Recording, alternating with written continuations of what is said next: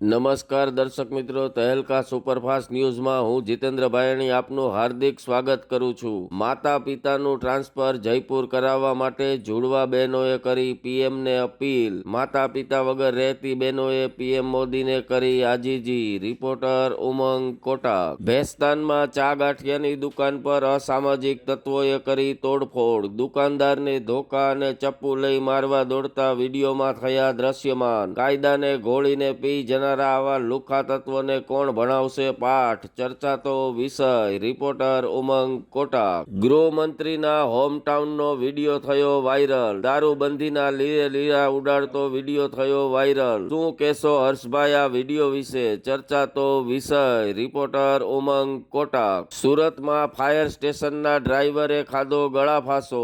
એવા તો શું દુઃખ આ ડ્રાઈવરને પડ્યા હશે? ચર્ચાતો વિષય। જેને ફાયર ફાઈટર કહેવાય છે એ ફાઈટર કેમ હારી ગયા જિંદગી સામેનો જંગ?